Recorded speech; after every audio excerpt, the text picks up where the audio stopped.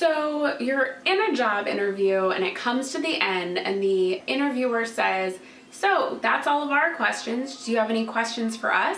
What do you say? What do you ask? In this video, I will share with you what not to do in this situation, the types of questions you want to ask, and make sure you stay till the end because I will give you the best yet scariest question that you must ask to help you get the job. I'm Thompson, your career consultant, and it is time to get down to business. So, what not to do? When they say, do you have any questions for us? Please do not say, no, I think you answered everything for me. I think I'm good. No, you have questions. You always have questions. And I think a lot of people think, oh, okay, so my question will be, yeah, I do have a question. What's the next step in this process? Now, that's a fine question. You can ask it, but it shouldn't be your only question. Also, I always recommend coming up with more than those, and we'll talk about what they should be, because sometimes they answer that before they ask if you have questions. So they finish your part of the interview and then they say, okay, well, the next steps in this process are this, this, and this. But before we go, do you have any questions for us? And if your only question was, what are the next steps? Now you're scrambling, going, what other questions do I have? What am I gonna ask them? So you wanna have a couple of questions ready. All right, so the types of questions you want to ask. You want to ask questions you genuinely have. So when you're preparing for the interview, jot down some questions you have. What are the concerns you have for this position? What do you really want to know? But you want to ask questions that are also showing that you are looking to have success in this position if you got it. So you want to be kind of forward thinking in your questions. Questions around the culture of the company, people's past successes, and challenges in the department all tend to do well. For me, one question I really like is a culture question, like, tell me about a typical day in this position. Or I actually really like, what's a typical work week like here? Because when you ask what's a typical day, every company, the response will be, well, there's no such thing as a typical day. You're like, you're in accounting, there's a typical day. But I digress. I like to ask like, oh, so what's a week look like around here? You'll learn about when team meetings are. Do they do stand-ups every morning? Is there happy hour on Fridays? If you're one of these tech companies, you get all those fun things. If you're at the accounting company, maybe not so much. But you'll learn about what it's like to work there. So it shows that you have interest in what they do, but you're also getting information so you can see, can I picture myself in this environment? Then you want to ask questions that show that you are already thinking of what it would take to be successful in this position. So those could be a couple of things, like what is it that you would like someone in this position to accomplish in the first 90 days? Or what is the one trait that you see in people that makes them really successful in this position? Another one I like is, how have past employees been successful in this position? It's easy. You also might want to ask about challenges. It shows that you're not afraid of a challenge, as well as, okay, let me think of how I can problem solve in that challenge. Now, you're not going to give an answer to that, but you want to ask them, what are some of the challenges you foresee in the next 6 months that someone in this position will be working on?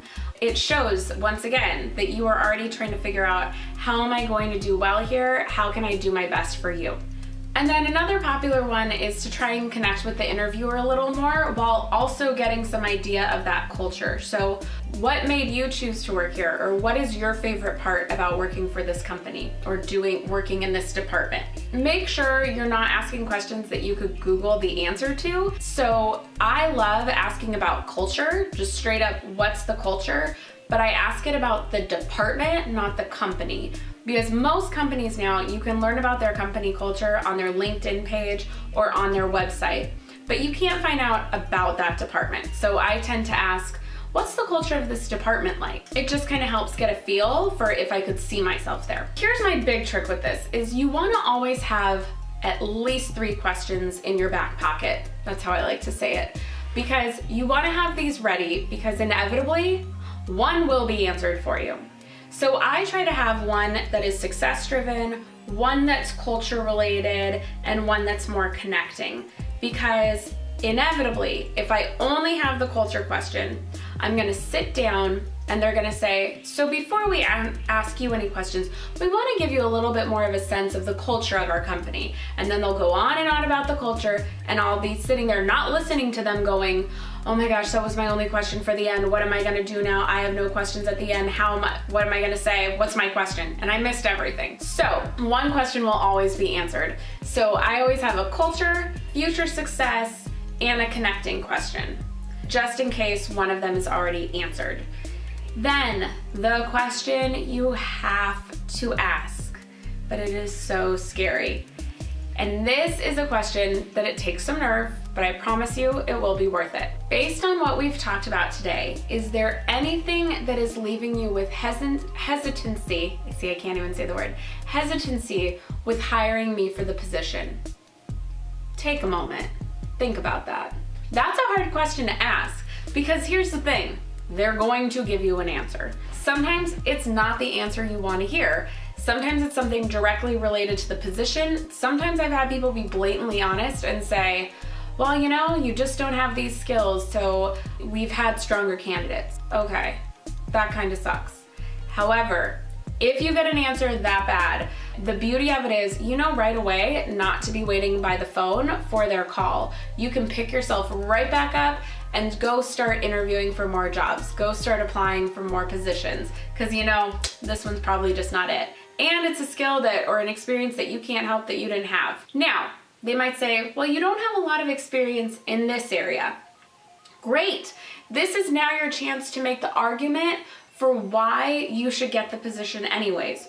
This question allows you the opportunity to fight for the job. So they say, you haven't had a lot of experience doing XYZ. Well, that is why I'm so excited to work here. I love a new challenge and I'm excited to learn about something new, and I know I will just hit the ground running because learning something new and different, doing something I haven't done before, keeps me going, and so I'm excited to learn more about that area to work in it. And the other thing that tends to come up is they'll say, well, you didn't give a great example to blah, blah, blah, a question that they asked earlier. And so this gives you a chance to go, oh, I'm sorry, could I give you another story? There's actually another example I could use. I actually did this back in college with a job and ended up getting a better position than the one they were going to give me because of my answer. It happens. I love this question because it gives you a chance to fight for the position.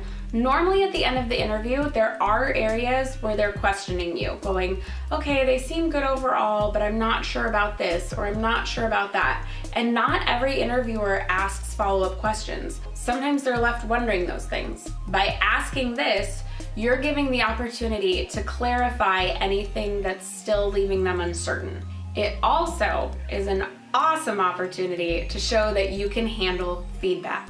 Something that so many people are looking for these days is someone who can take feedback. We are living in a feedback culture, so you need to be able to handle feedback. So this question shows you can do it. And then, like I said, even though it would be kind of the crappy answer, if you get a really distinct, you just don't have this experience, fight for the position, make the argument of why you're great for it. But if it seems kind of like, nope, they're not going with you, at least now you have a better idea of where you stand in the candidate pool, and it'll help you to just pick yourself up, keep moving for the next position. So to recap, don't say that you have no questions at the end. Be prepared with 3 questions, including one on culture, future success, and that feedback question.